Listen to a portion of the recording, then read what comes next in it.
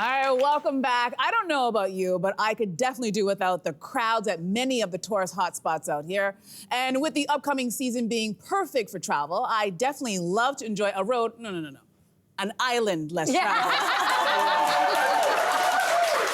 I couldn't agree more, Andrea. Luckily, travel expert Heather Greenwood Davis is here to share some unique paradise islands you likely haven't visited yet. Welcome back, Heather.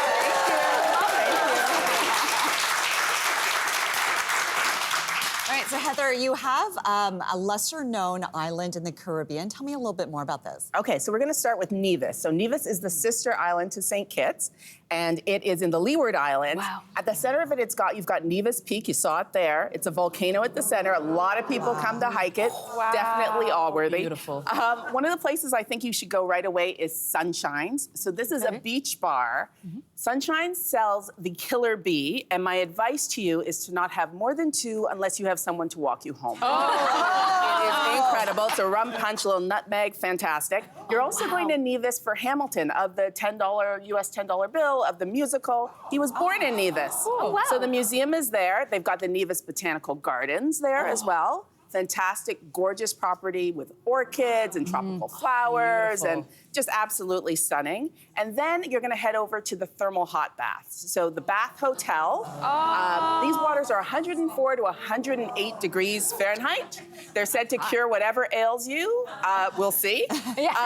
And then definitely don't leave without going to Four Seasons Nevis. So Four Seasons Nevis has an incredible property with accommodations on the water, in the hills. And when you get to Four Seasons Nevis, you can actually do their spa under the stars, which is, at the end of the day, they clear out the property just for you.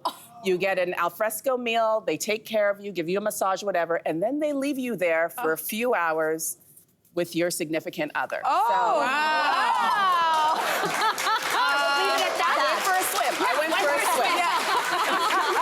That's a very safe answer.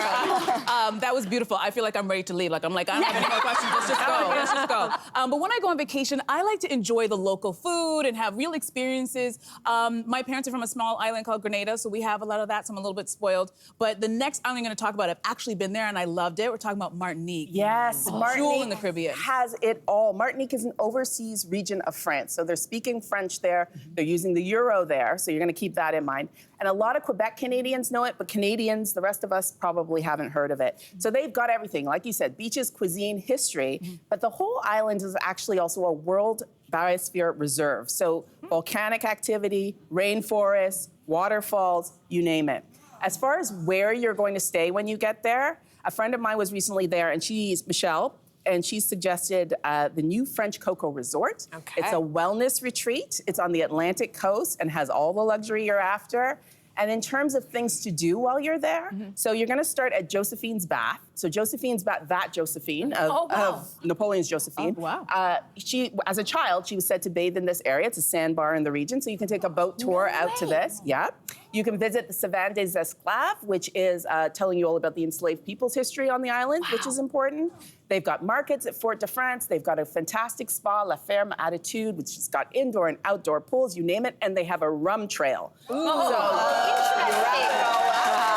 off? You can walk it off. And plus, Air Canada is starting flights in December, direct from Toronto. Oh, that's a big bonus. Big deal. I am so excited about this next stop because I have wanted to go there for at least a decade. It seems like nature's paradise, and interestingly, it's part of Portugal, right? Yes, Tell us the more about Azores. The Azores. If you haven't gone, you should.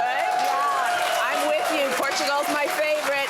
It's a 9-island archipelago. All of the islands are different. A lot of people celebrities have their roots there. Katy Perry, Tom Hanks, Pete Souza, Obama's photographer, official photographer, also from the Azores. Most people go to like more than one of these islands. You're probably not getting to all 9 on a trip, but you can take ferries and flights between them, so easy enough. We're talking about 2 today. So São Miguel, which is the biggest of the islands, obviously a fan favorite. You're gonna find Ponta Delgada there, which is the capital of the Azores, is on that island. cobblestone streets. We're talking like the black and white cobblestones, fantastic food, the hydrangeas lining the route as you get around. Absolutely incredible. And you're gonna eat cocido. Okay. So cocido is actually like a stew, a root vegetable, and it can be meat, can be fish, it can be a variety of things, cooked underground by volcanic heat. Oh, wow. So for hours and hours and hours, and then you get to dine on this in the evening. Absolutely gorgeous. Second island, Terceira. Okay. So Terceira is the most developed of the 9 islands. It's got some Flemish influence there, so you get a lot of the pretty colored houses and all of that.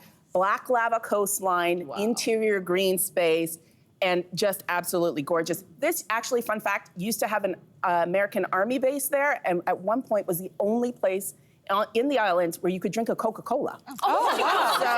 So now you can drink Coke everywhere. Rest assured. Okay, so like I'm at the stage of life where I'm often thinking of family vacations, and I would worry that something that's a bit more remote and not touristy at all would have less to do for the family. But you say that that's not the case with this next island in Fiji. Yes. Tell us about it. Okay, so the first thing to tell you, Fiji, bucket list for sure, and most people think of it as honeymoons, but families are definitely welcome. Fiji has more than 300 islands. That was a surprise even to me. We're only going to one today. So this is Vomo Island. It is a 225-acre resort island. My goodness. There are 34 private residences and villas. Travel and Leisure voted it one of the 5 best resorts in the region. Everything is personalized and bespoke. And specifically for families, once a week they host a Fijian cultural night. And so you're gonna get some of that backstory, the tradition and the culture, performances by Fijian warriors, song, dance, traditional stuff, all of that great stuff is happening there. Vomo Island also has a sister island, which is Lailai, and you can go for a picnic on the island. They just send you off with your basket and a 2-way radio, and you radio them when you're ready to come back to civilization. Absolutely gorgeous. Wow. Oh my God. Heather, when are we leaving? Let's go together. I'm ready. You always bring such good places to us. Thank you so much. This was great. Wow. Let's get on a plane. Hey there, what did you think? Drop your comments below and join the conversation. And don't forget to like and subscribe so you can find more on everything from food and fashion to pop culture and current events. See you soon.